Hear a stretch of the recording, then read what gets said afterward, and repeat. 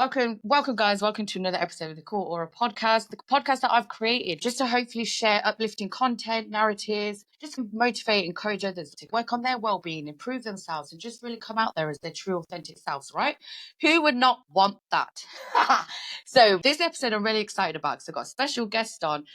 Oh man, he's agreed to come on. It's because I've learned so much from him, like through my fitness. So if people don't know, my first series I spoke about my personal path. A big part of it was improving my fitness because it was non-existent. So I started working with Curtis last year on my fitness goals because up until that point I was working at home and just doing like basic stuff. It was quite limited. I was working with weights like here and there, but I knew I wanted to work on strength training because the benefits of it. So since working with Curtis, I've learned so much and other stuff he does that I thought, oh my gosh, he'd be so inspiring and really encouraging to bring him on and hopefully like just encourage others out there. So welcome, Curtis. Thank you. What a great intro. So, yeah, I'm Curtis, or Curtie. I've been PTing for around 10 years now, through football kind of background as a kid. Obviously, that dream isn't realistic for everyone to become a footballer. So this is pretty close, I'd say, because you're active all the time, you're helping people. And yeah, you get to meet great clients like yourself. Oh, The yeah. So imagine I've opened up to you so much, haven't I, Curtie, about like my whole journey, what I'm on, and how much fitness means to me. Because how I explained, like it was really non-existent at one point, and it was only making those changes that I really kind of worked on it. Because throughout my life, it was something I really wanted to get into fitness, go to the gym. It was something that I always kind of aspired to do, but I just didn't know where to start. And then also, I was quite a bit of a timid person where the gym and going even into like the weight section would intimidate me. So gym anxiety is massive. Like most of my clients probably wouldn't train if weren't with them. Yeah. So I think having just someone there to guide you through, Yeah. make sure you're doing it right, doing it safely, and also you just feel comfortable in the session. Definitely. That's what I definitely found from you. I was trying my best, like trying to see what I could do on my own, just starting from somewhere really. But I knew with the goals that I want and just gaining knowledge for myself that will help because I work with clients on their nutrition, but my clients then are working with PTs as well. So we're collaborating in that sense. But it is something where I want to build my knowledge upon as well. Like 100%. Well, you've definitely learned a lot, and I think you, by training at home as well, made our sessions easier. do you think so? Built a bit of a foundation kind of thing? 100%. You didn't come in total beginner, but then things like the leg press machine, we had a goal of 200, which you ended up smashing. Woo! Yeah, exactly. And there's other exercises which you can't do at home because of equipment or other reasons, So, well, what do we do? We've done 3 times a week, plan at home, Yeah. and then a session, ET session when we could, kind of thing, every week, every other week. Yeah, I think you've done really well, and you definitely learned a lot through these sessions. Thank you. And training yourself. Thank you. And that's what it's all about, isn't it? Gaining that knowledge, going to a seasoned pro. Do you know what I mean? Like you, for instance. So that's why I had to build on it. And how you were saying it's key, isn't it? Getting that support, because as much as you need that knowledge and guidance from others, you have to make that connection, that right support. Because I found that with you, like you weren't just giving out generic advice, like you were really listening to my individual needs, which is key. And that's how I like to work with my clients. That comes from every client's different, really. So, like, for example, I don't know, you can have someone who may be training their whole life and wants a different twist to their sessions, or someone who's relatively new to the gym, like yourself, and you make them feel comfortable, relate to them, and then, yeah, obviously make the session hard, but not kill people off. Yeah, no, that's it. You want to come back and enjoy the sessions, and 100%. Yeah. Also, as well, just your energy, which is key as well. When you're really passionate about something, you kind of project better, don't you? And there's that genuine interest and need to help others. So, what made you get into fitness? What is it that interests you about it? so it was definitely from football. That was my goal as a kid, and maybe into my teens, was like trying to become a pro footballer. And obviously, you realise that probably 16, 17, we weren't going to do that. and I was at college at the time studying just a BTEC in sport and playing football for a college team. And you think, what do I am going to do for a career then? And there was a chance with college to do your level 2, level 3 as trainer and fitness instructor. So through that, I thought, makes perfect sense. And at kind of 15, 16, I was going to the gym, looking at the other PTs at the gym I was at and thinking I could do that. Because, talking to people and being friendly and all this stuff kind of comes naturally. Yeah, You definitely. know what I mean? Yeah. So I think you can't fake that. You can obviously learn all the science behind the training and the techniques and things, but you can't learn people skills, 100%. or at least you can't learn them naturally. Does that make Totally. And that genuine kind of connection you make with people. 'Cause, so like you said, as much as we learn from a textbook, it's that natural alignment that you have with it. So that genuine passion. I really feel it like when we have our sessions. And this is what I wanted to highlight as well. Like, you're so young. You don't bloody think it. 28 now? I'm getting there now, 28. But as a 42-year-old, obviously I see that as you're so young, like, and it's so just inspiring and incredible that you're doing such great things at such a young age. So I see you as such a role model to the younger generation. Like, no joke, especially raising a son. I really want that for him. Positive male role models, because bloody hell, at the moment, the way society's going, Yeah. it's just really hard. And I see the pressures for women, pressures as well for males. You can't forget that. So I see you as such a positive influence on males. That's why I was so excited to get you on. And what you're doing at such a young age is just so amazing. There's so much good is to come, like. Yeah, no, thank you. That's really nice. I say I never look at myself as a role model. I'm sure that's nice to hear.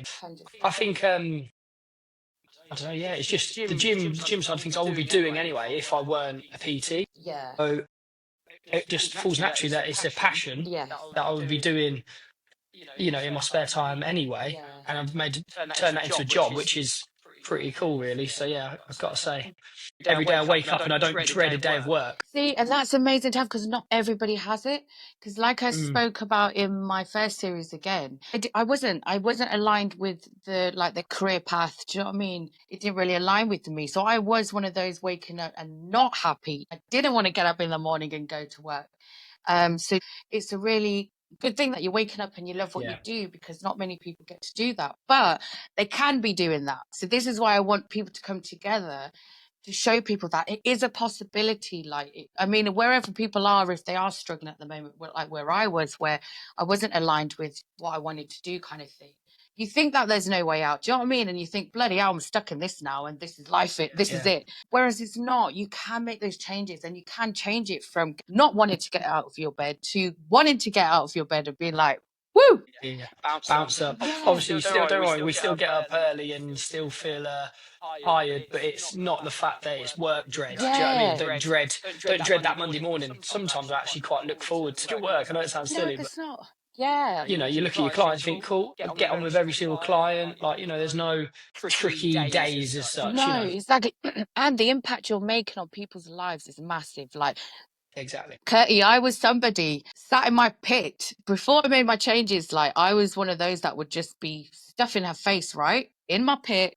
When you're on YouTube watching those fitness videos, thinking one day or Monday, and now it's you. and I'm leg pressing like 200 kg. Like, how crazy is that?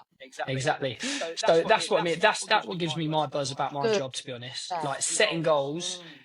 And then watching clients build up to them and then smash them. And we got it all on video, didn't we? I don't know. Yeah, we did. If you want your podcasters to know that, it's on your Instagram, isn't it? It is, yeah. I needed you to be here for us to say, because you were part of that. Do you know what I mean? Yeah, you do the hard work. I just guide you. So which is key, which is needed. And I sure, yeah, like you said, it was down to me to do it, but it was from your guidance. Like, if we didn't align the way we did or connect the way we do, I may not have achieved that. I always say as well, to get to your goals, you have to make sure that you align with the person, because you can access a person that's going to have the knowledge through like textbook learning, but you need to be really aligned where they're going to really understand you and hit those goals and understand where you're coming from. And that's what I loved about you, is you didn't judge me. Like, I came in quite unrealistic at the start of my goals, but know that it's a gradual process to get there. But you're understanding, you just really want to see me get to those goals. 100%. Like I said, there's nothing's impossible as such, but you have to break a big goal down into little goals. And that's exactly what we've done. We started. I can't remember when our first session was. Must be September time. Yeah, I think it was when I worked it out. Around then. And that first session. If we go back and do your first session now, you'd think it's so easy. Do you know what I mean? But that first session for you was difficult at the time. So you need to realise people's abilities and strengths are always going to change, and small steps to reach that long-term goal. Definitely, because I must admit at the start, like even with my business journey, same with my fitness, like I expected like these bigger results quicker. It was quite unrealistic, but not unrealistic that you can't achieve it, but just the time frame I was giving myself. Do you know what I mean? Whereas when we broke it down together, you explained it more, you gave me that kind of knowledge. So that's what I had to say as well about small wins. And this is what I try and encourage to clients, because sometimes we look at the bigger gains, don't we? And we don't celebrate until we hit those. But what we don't realize that each step we're making is getting us there, and then they're wins. Like, do you know what I mean? And we don't celebrate those enough. So you encouraged me to kind of do that towards my fitness, because if I didn't hit a goal, like, do you remember on that ski thing? Yeah. It will stay with me. But you're like, but look at the progress. You'd have... And then the week after you'll do it again, and you'll get close to that goal, until you eventually hit it. So that's it. And even like with my 200 kg, leg pressing it, and I was like, oh, but that last one I struggled with it. I needed your assistance with it, and it kind of stayed with me. But you kind of changed my way of thinking to be like, look what you just achieved there. Do you know what I mean? Yeah. Go back to your first ever time walking in the gym, you wouldn't have been able to do that. No. So that's the thing, isn't it? Exactly. See, so look at this. We haven't even laid out all your credentials yet. So as much as you're PT, footballer, you're also a massage therapist. Is that what you said? Do sports massage as well. Yeah. So that's a nice string to the bow. I've probably been doing that about 6 years, just before COVID. So maybe a year before COVID, I was doing it, and then obviously COVID had to stop for about 2 years for massages, pretty much. But no, yeah, I enjoy that as well. And you see different clientele, and obviously people's bodies are all different. So people come in with bad backs, people come in with neck pain, but yeah, no job's the same. What made you get into that in the first place? I was actually training with an osteopath, and he advised me to get into it, and I worked with him for a year or two. And then obviously, like I said, COVID hit, and we kind of went separate ways. But I had a skill then that I could make into my own business. So as well as the personal training, football, and then massages, they all worked quite well, really. Yeah, and well done on that, like seriously, because I'm all about experiences that are going to benefit the body, and massage is a massive one. So, well, the mental health side of things as well. Yes. You might have a physical injury, but also you might just feel run down, tension in the neck from stress. It can really relieve and make people usually feel better leaving than coming in, if that makes sense. Yeah, no, 100%. And there's massive benefits to it. So that's really good. So that's why I like to highlight all the things that you do, because like I said, because we're local to each other, and I'm all about kind of raising the awareness, highlighting people local to us in our communities that people can access. I do recommend to my clients the benefits of massage, because there are many benefits, and it is a good form of like self-care. And that's what we're all about, aren't we? Yeah, massively. Yeah. And moving on to self-care, Curtis, I like to learn from other people, like what forms of kind of self-care. And what I mean by that is when you take time out for yourself every day, as much as we say about the positive side to things, we are all going to have our off days. Of course. Where it affects our well-being from time to time. But key is just to take that time out on yourself. So what are your go-to like kind of self-care things? That's a good question. I've got a few different bits. Whether it be taking time with a family, so seeing my little nephew, seeing mum, dad, sister, all the family. Obviously, that's one thing that you feel great for doing that. Even seeing grandparents in care homes or wherever it might be. So yeah, that's one big thing for me. Seeing family, so that's definitely first. But then you've got the more physical side of things. So obviously I've mentioned football, but sometimes that's actually more stressful than actually self-care. But playing golf is basically, it ruins a long walk, but it's definitely does help. And then Gym training, I will try and train at least 3 or 4 times a week. And again, you could feel a bit stressed, angry, I don't know, worried about something. After that session, 100% you feel better, and you just feel like actually that thing I was stressing over is really not that deep. And then the last one for me, which is massive, is a sauna. Nice. Don't know how you feel about saunas, but I love them. Yeah, I know you mentioned that you do use them on the regular. Yeah, I probably use them too much, if anything, 3 or 4 times a week. I love it. Nice. But yeah, they're great. Good. And that's really good info to give, especially for males out there. Do you know what I mean? That are going through kind of low moments here and there, feeling a bit down. And not being funny, not everyone wants to follow the same bog standard ways of getting out. Do you know what I mean? For some people, like Friday night session or going out, getting wasted, which is fine if people want to do that. But not everyone wants to do it. Sometimes they might feel pressure to do that, whereas they want to just chill on their well-being for their own self. Do you know what I mean? Exactly. Sometimes having a Friday night in and then an early gym session followed by sauna. Yeah. Even throw a massage in there at the end of it. Massive. That would be better for your mental health and physical health, obviously, than getting wasted on a Friday night and then hanging Saturday, Sunday. Yeah, exactly. That's what I mean. And it'll serve you such a better purpose. Yeah, not saying you can't go out there and just kind of have fun here and there, but Oh yeah, let your hair down every now and then, but sometimes you can get in a rut, can't you? Week after week after week. yeah, Going out, seeing friends is great, but do you have to get plastered every time? that's It's it. once in a blue moon, it's worth it. Yeah, exactly. That's it. And then just finding that for yourself, really, because that's what it is, isn't it? A lot of us don't speak up about our whole well-being, and as well, I find with self-care, people almost find like it's selfish to spend that time on yourself. Do you know what I mean? I know, but it's really important to obviously put yourself first sometimes. Yeah. Like especially people like yourself who are busy mums and got a business and work another job as well. It's how hard is it you to find an hour a week where you can do something for yourself, but you feel better for it, Yeah. and then the people you love will obviously get the better version of you. That's it, definitely. And find that time, because how we just highlighted how busy we can be. And this is what I mean with clients as well we're working with. They have busy routines, right? But then there is that side of people where they have this whole can't find the time. Do you get that a lot? Yeah, there's always time. Yes. Everyone can find time. Look, people travel far to work and then work a long day and then come back, but there's still time to, I don't know, scroll through their phones or watch Netflix. So why not do a walk on an indoor treadmill while watching Netflix, or watch TV and then while the adverts are on, do an ab session, something silly like that. Just release some endorphins, and you'll feel better for it. So yeah, Definitely. there's always time. There's always time. Isn't it? And you have to make that time, and you have to give that commitment to yourself, because the changes you want to make, it does take that. And we all lead busy lifestyles. It is one of those, but if you want it that bad, then you're going to allocate that time for it. And as harsh as it sounds, but it's going to be worth it. It's going to benefit you, man. 100%.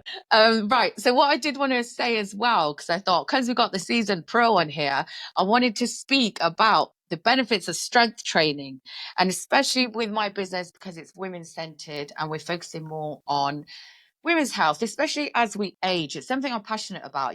I'm sitting here 42, because aging, it's a natural process, so we need to be more aligned with it, accept it, guys, and just work with it going forward. And I always promote strength training and the benefits of it, because as women, natural aging process, when we hit 30, our muscle mass, it decreases, right? Yeah, correct. So with that, obviously that will kind of decline further as we age. Metabolism slows down naturally. So it's really important to maintain the muscle mass, would you say? So definitely through strength training, right? 100%. So you're smashed it there, because it's every year, I believe your muscle mass drops about 5 or 6% over 30. Yeah. You need to try your best to keep muscle mass there, because obviously the least muscle mass you have, the more chance of osteoporosis and different diseases as you get older. Obviously, in your 60s, it really does increase, but you can still do strength training in your 60s. Obviously, the weights won't be as heavy as you were lifting in your 30s, but you can still do it. Balance as well, it increases. and obviously aesthetically keeps you looking fit and healthy. Yeah, definitely. And then I did want to raise as well, because I think as women, the thought of strength training, like weight training, women as well, we sometimes we have that perception that we're all of a sudden going to start kind of having these massive gains and start looking like Arnold. Yeah, exactly. Like, people think that, but they don't understand that it's not that. Yeah, exactly. To look like the bodybuilders, you need to be training for years, eating thousands of calories, training at extreme intensity. But it's not going to make you look like that overnight. By doing 15 reps of an exercise 3 or 4 times, you're not all of a sudden going to boom look, like that. masculine. And Yeah. it's actually quite feminine to have muscles, but to a different level than the bodybuilders. Yeah, that's it. Because I do think sometimes that is people's fear when you say get into such strength training. I've noticed already the benefits, like it changes like whole body composition, doesn't it? 100%. It's Yes. amazing. You'll see areas getting kind of looser. So maybe jeans are looser. You've probably got a few more belt buckles now, and it's not. Yeah, go on. Sorry. I guess through cardio, it's through strength training. Obviously, food as well go hand in hand with that. Defo. But definitely, I always say to clients, when your strength training, gym training is going well, your food goes well with that. Yeah. Because you don't want to ruin the hard work. I was just going to say that, because naturally, you don't want to undo that hard work, and and then it gives you that kind of, you're on it then. When you see these results, it kind of, you're eager to do more, don't you? You get on that whole vibe. So I want to ask you this, Curtis, actually. So for anybody listening and wanting that advice of how to get into strength training, where to start from, especially as women. So what kind of weight amount would you start with? Because I remember in lockdown, because that's when I first started making my changes, and I knew I wanted to get into strength training because of the benefits to it. I just ordered like 2 dumbbells, so it was in total 10 kg. Mm-hmm. But then you do see people sometimes they have a lower amount, and you think, is that even like when we're talking about pounds amount? Yeah. So that's a good question. But I would say it totally depends on that person. Okay. So I don't know, someone who might weigh 40 kg, not have much muscle mass, probably has different problems with food, might not eat as much as they probably should. They could literally probably just pick up a can of beans, and that'll be enough for them. Okay. Whereas someone who has a half decent level of fitness already, but has never done weight training, they might be able to start a little bit heavier. So I'd definitely advise anyone who's starting, go see a professional and see where they think you're at. With my clients, I don't know if you remember our first ever session, but we always do a body weight exercises first. Yeah, I remember that. Yeah. And I think that just then gets me kind of to see your base layer. So we'll do some squats, we'll do some lunges, press ups if people can, and then obviously edit them if we need to, make it easier or harder.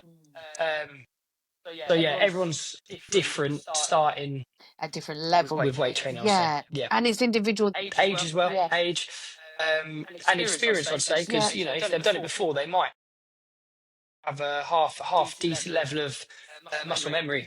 So you just get going and be like, oh yeah, I remember this exercise, and be able to lift half decent. But it's all about the individual. Nice. Okay. Yeah. And also with strength training, what I had to say was, so to get results from it, to feel the benefits, not just like external body changes, to feel the benefits from inside as well. How many times a week would you suggest someone should do strength training? A great question again. So I would say that all changes with the individual again. So say you're quite fit. I'd say when you came to me, you weren't a total beginner. You'd done a few bits at home, but you could visibly you weren't obese or overweight. So I set you 3 times a week. But someone who has never come to the gym before might struggle with their food intake and be quite obese. So them literally doing 1 or 2 walks a week would benefit them greatly, with 1 gym session potentially, rather than 3. So yeah, it's all about the individual. Yeah, nice. So would you say then, so for those that are like overweight, obese level, would you suggest then, so as much as we're kind of saying walking, pick up on their cardio, Yeah. get your steps in. Would you say if you're setting that for a week, would you say in that week as well to add a bit of strength training as well? Yeah, 100%, definitely. So the more muscle mass you have, the more calories you'll burn Yeah. at rest. So that's what we're trying to aim for, trying to have as much muscle mass as we can with as much little body fat as possible, Yeah. and try and get that calorie resting burn Yeah. as high as we can. And it's almost like a scientific formula, isn't it? Kind of thing that you were going by how the body works. Yeah, you're not going to ask me it because I don't know off the top of my head. So you put me on the spot there, I wouldn't know it. Yeah, give me the no. But there is definitely a formula out there. There is definitely a And formula. I mean, as in how we just say like muscle mass compared to body fat. You want to kind of reduce your body fat and Yeah, have the muscle mass. We have to then relate it to the calories we're allowing into our body. Do you know what I mean? yes. So formula, but you get what I mean when I say it like that. Yeah. And all I'm talking about is just the amount of calories you're putting in. You have to make sure. Yeah, they have to weigh up. So obviously everyone burns calories when they're just totally rested. Yeah. Usually the ball figure's about 2,000 for women and 2,200 for men at total rest. So you want to be aiming for ideally calorie deficit if you want to drop weight, Yeah. or calorie maintenance, or even the other end if you want to add weight to your calorie surplus. Yeah. So you eat more than you burn. Yeah. So that's the simple kind of science or maths behind Yeah, it. that's it. And this is something I highlight with my clients as well. Because sometimes there are people out there, and I'll be honest, that don't even know what a calorie is and what a calorie does. I don't think you learn it at school. I can't remember learning that at school. That's so true, actually. Yeah, if it was college, I learned this, and it sounds so simple now because I'm in the job. But I remember sitting there at college, like thinking, doesn't make sense. There's writing all these graphs and just try and make it simple, and people will learn better, I think. That's it as well. And it is letting them know the reason why and how it works and how our body needs calories and letting clients know about that. And we're not saying that you have to then track them from now on out. It's just building that knowledge, because that's what I try and reassure my clients, because I do sometimes get them to track at the start for the benefits of it. But then naturally you kind of veer off from that and you just kind of gain that yourself. Yeah, 100%. That's a great way of doing it. I usually get people to at least have a look and maybe track if they can, but for a week. And then you can see, oh wow, look, I was eating 4,000 calories in that day Yeah. because I had X, Y, Z. So it kind of gives them that understanding of how many calories are in different things, and if they really need to, have that, say, donut after dinner, just have maybe one donut on a Friday. Yeah. Still getting that fix, but not every day. But it just gives you more awareness as well of your own habits, because sometimes we don't. It's all about that, isn't it? Being aware of it 100%. and then knowing and then how to change it, because a lot of what we do is deep rooted habits, isn't it? And I find that a lot, and it does take, which is fine, we're all like that, we're kind of conditioned to have those habits, and it takes a lot of undoing, but you need to kind of know why you got yourself into that place, and then also how to get out of it. But you can only get out of it by building knowledge. That's what I love about you not being so generic, where you're just giving out a program. You're kind of explaining why we're doing this kind of thing. And that's what's key, isn't it? Knowledge, and building on people's knowledge and knowing why we're doing stuff.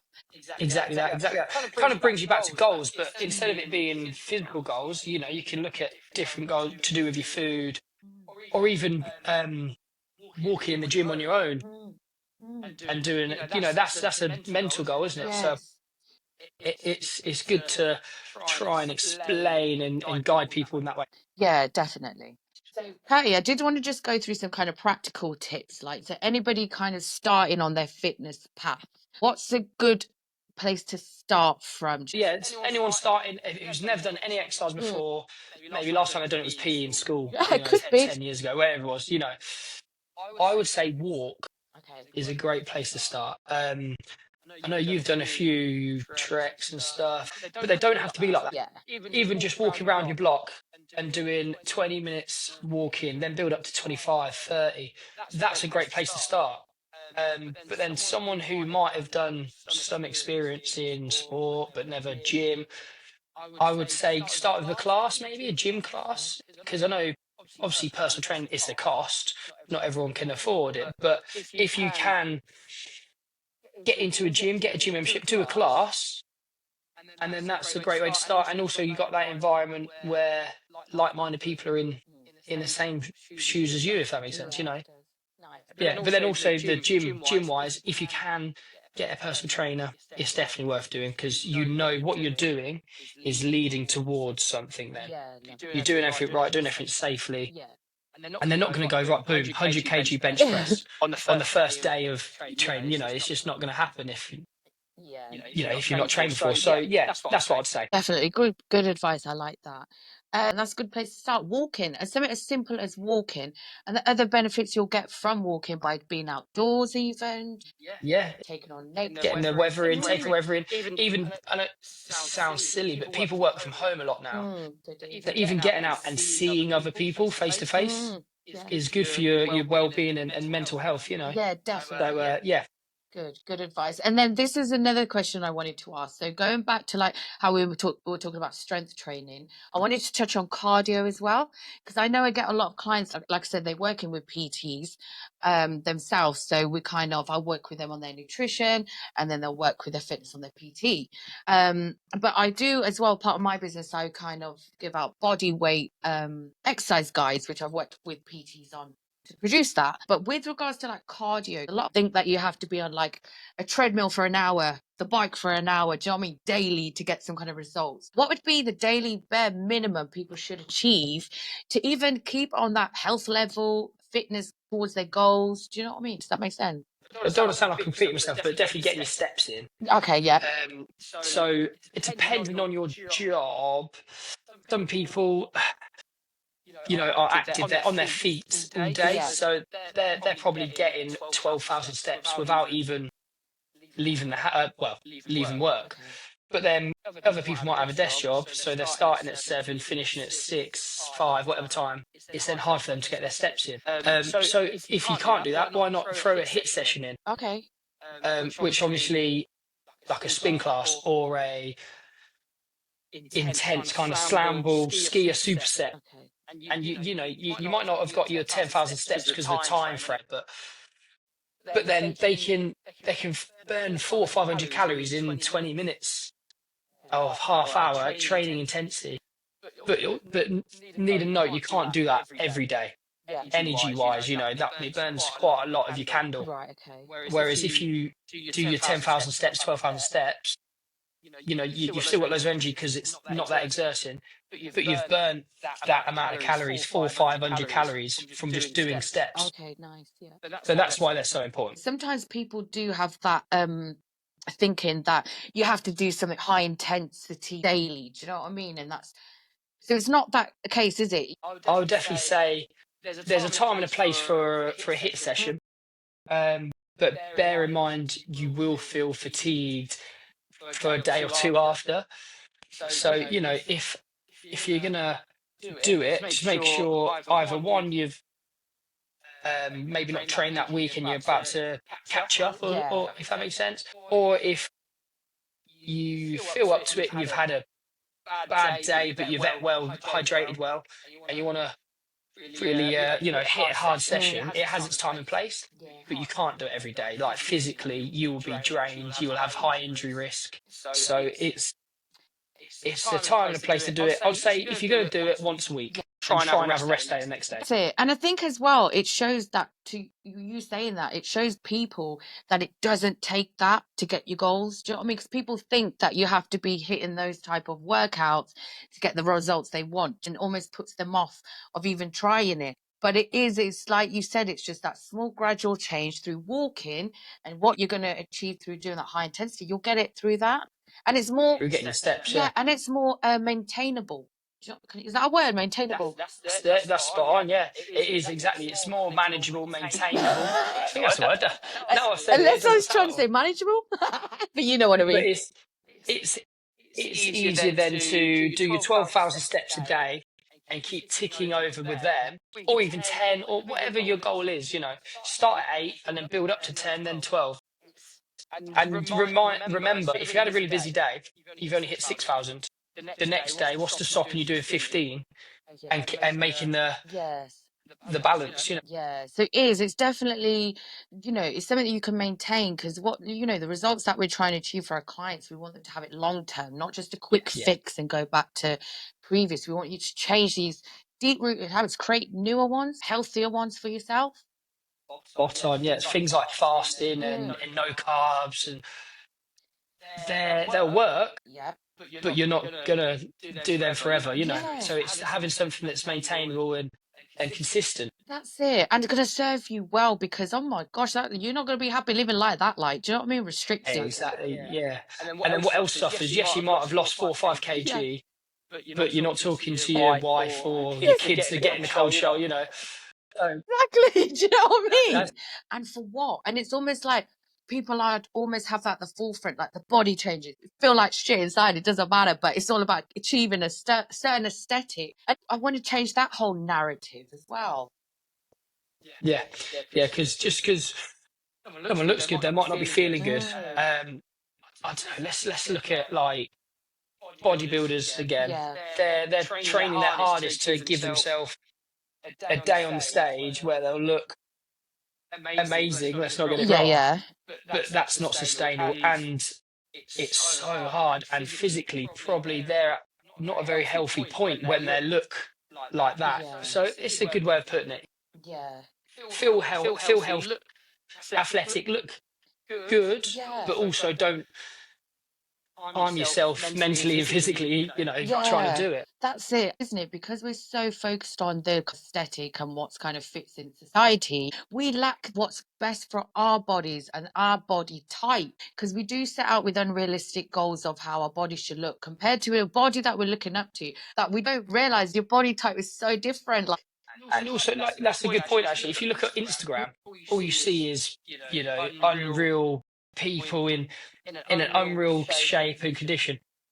But you need to remember they're not working a 9 to 5, or they might not have any kids, or they might have kids, but they might have help through chefs or it's not loads of all different as it things. seems. Yeah. So no, exactly. Also genetics. That's something we should mention. Like, someone could look really good without ever training, really. And that's just through, what they've been given from birth. That's it. And that's key, isn't it? Giving people the confidence to be so confident in your own body and have that appreciation for it.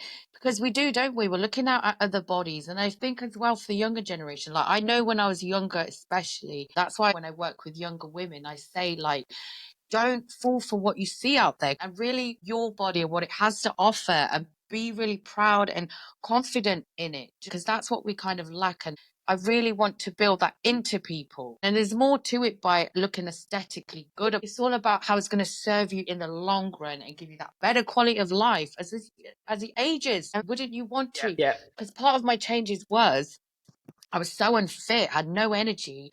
If I carry on, my quality of life as I age is going to be bloody worse than this, and that's not a good path. And then as a mum, my son is like so energetic, and kids are rightly so, like, and I wanted to be that parent that keeps up with your kid.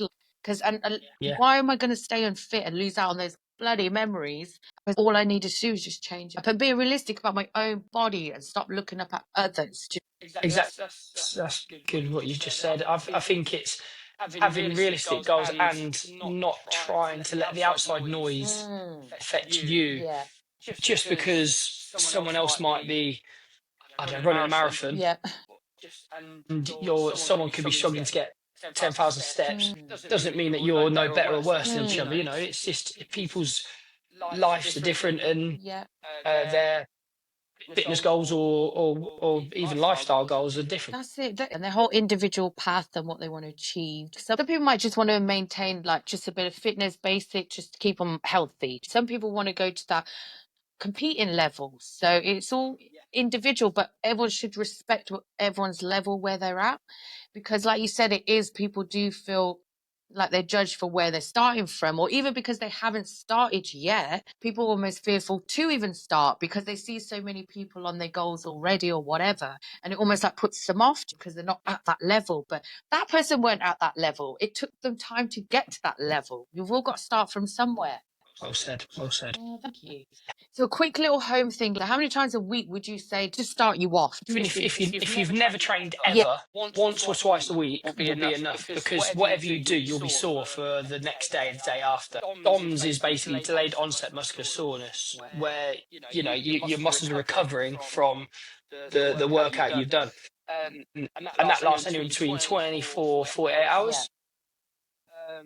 So I would usually say don't train if you've still got DOMS on that area. Okay. When you get a bit more advanced, people do like a push day, which is hitting chest, shoulders, arms, or triceps. But then the day after, yes, their chest and shoulders are hurting, they'll train their legs.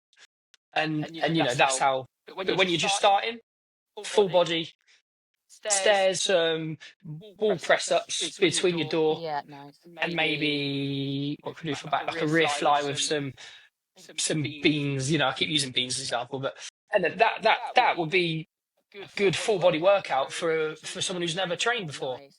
And it is. And then rest until you're better. Yeah, and just any form of body movement would be key to start with. Even a bloody dance in your living room is going to benefit you. So any form of movement. Yes. So that's funny you say that, because I've actually got a client who has got a VR set, and she does the drums on it. I think there's a boxing bit to it, so that's the alternative kind of movement, fun home workout. Yeah, that people can do. Because that's another thing, isn't it? With exercise, people find it bloody boring. So you have to do something that you enjoy. So I think that's key as well, isn't it? That's another reason why I have clients and people come see me, because they'll be bored if not. Yes, So like sometimes just being on your own, 10 reps, start again. So it's important to kind of keep clients engaged, and definitely keep sessions fun. Yeah, because it is about that, isn't it? And having that someone cheering you on, because that helps massively. And building that connection with somebody, because that is, like you said, it can be a bit of a lonely place when you're just working out. But having someone working with you is just amazing. Even group classes would be good. Do you know what I mean? Group classes, yeah. It's a way, like you said, you're surrounded by like-minded individuals. It's a way of making friends, having that support around you. And it kind of helps with confidence levels. Not everybody's confident enough to walk into a gym on their own. Yeah, no, you're right. And I like to think most people who go to gym are generally quite friendly and are welcoming on other people, especially kind of the group environments, like the group class environment. So, Katie, sometimes people are at a place where they have no energy, they have no kind of drive to get up and do anything, and they feel like exercise is they're gonna lose more energy. Do you know what I mean? But what they don't realise, it's not. That's just the other way around. You'll gain energy. Obviously, you release so many endorphins from training, which then will give them they'll feel more energized walking out than when they walked in. Yeah. And like I touched on earlier, not every session has to be an absolute beasting. You can go through maybe 3 or 4 different exercises, and then maybe a bit of a bike to finish and a stretch. Boom, and the good thing about having a health club, I know not everyone's fortunate enough to have a sauna, pool and stuff at their disposal, but that stuff there is the alternative. You can come in, do a 20-minute workout, and then go in there and again you leave feeling relieved and fresh. And like you said, it is a reality. Not everyone's going to have that kind of access to a gym, funds as well. So with that, so if people are starting from home, because I was one of those, it was locked down, and then I did join a gym for a bit, but financially I couldn't maintain it, which is the reality sometimes. So I did have to drop back to being at home. So for people then that don't have access to a gym, to sauna, even like walking, because sometimes walking can intimidate people, even being outside. Yeah. So if they've got stairs, just climb up and down the stairs, for 5 or 6 rounds. Yeah, that's probably the equivalent of doing a 10-minute walk, really, because you're going up and down. And people who don't have stairs, you can do a Joe Wicks workout on YouTube. Okay, nice. Yeah. If you just go on YouTube, since lockdown, there's thousands of videos, home workout videos. And I'll tell you can even do strength training or high rep training. with a can of beans. Yeah. 20 lateral raises, 20 bicep curls, 20 overheads. You've got an arm pump. Yeah. So there's loads of different things you can do, whether you've got gym access or not. Yeah, nice. So, Katie, another important thing that I wanted to raise, especially with how society is at the moment, and I speak on experience like the pressures of women, how we have, with how it is out there. So I get that it must be the same for young males, especially when it comes to the whole gym element, their body's looking a certain way, because also there's that pressure as well where people are going to take those unhealthy methods to get to those goals. What's been your experience with that? So that's a good question, and I think definitely body dysmorphia is massive within. I'd say young men, but also my age and myself. I would say, I'm walking around a gym. Mm. And I'm looking at all these lads with big pumps and big arms, and you can't help but to think about yourself and think, oh, I wish I was as big as him. So I relate to, well, anyone who really looks at himself and thinks, oh, I could look better, or but then you realise where you were 5 years ago, 10 years ago. But yeah, young lads these days, definitely there's more, what's the word, kind of influence to do bad things or to judge yourself on others, i.e. social media, TikToks. And like the people they're probably looking up to haven't always looked like that. And they've had years and years of training or doing whatever to look like that. It's also any goal really. Like you can look at someone else driving a nice car and thinking, wow, I wish I had that car, I wish I could ever do that. It doesn't always have to be, especially in young boys I'm on about, you always think how they got that, how they done it, but just stick to you and just hopefully you'll get to where you want. And it's hard for young lads to stay on the straight and narrow and not do anything. But yeah, if they can get into gym, it's a great thing to get into, and you can distract yourself from bad things. Pressures, and you just saying that the pressures out there, what some young guys are feeling, you're feeling the same. Yeah. Like I said, 100%. I remember when I first started gym, it was the day of YouTube, not really TikTok. TikTok weren't about. But I mean, watching YouTube videos of gym workouts and thinking, I can't wait to do that. So that's kind of what kind of gave me the passion for the gym. But then you do then think, oh well, he was lifting 200 kg, with a chest press. I'm only on 40 at the time. What I was on. So it's very hard to not make yourself in a rut and think, oh, I'll never get there. But then I think as you do get older, you do realise, there's different barriers in the way. Yeah. And real life is kind of getting in between the two. Realistic and your own goals. That's it. And you don't want people to think that they're the only one thinking that. Like, it's relatable. There are other people that think that, because I think sometimes people think that they're the only ones feeling like that. Do you know what I mean? And they don't want to speak up. And I think especially with males, there aren't enough spaces where males can kind of express that, because it is a known thing, like women and our body pressures and our insecurities. I think we can openly voice that, but I don't think men are. For some reason, you guys don't do that. Women definitely talk about their feelings more than probably men do. And it's definitely something most men should get better at. But we mentioned meeting up with your mates, going to the pub, whatever it might be. That's really the only time blokes probably ever talk. That's so And true. most of the time it's about the football. So but no, there's, I think you're spot on. Men need to open up more and have a chat, whether it's with their mates, with their family, with their wife, girlfriend, or if they're young, even their schoolmates or their teachers. Because no doubt when whatever feelings they're feeling, I'm sure their teachers or parents probably felt like that as a kid as well. Great advice. Yeah. Or PTs, we always be here from. Yeah. Well, I've trained a few young lads, kind of 15, 16. Okay.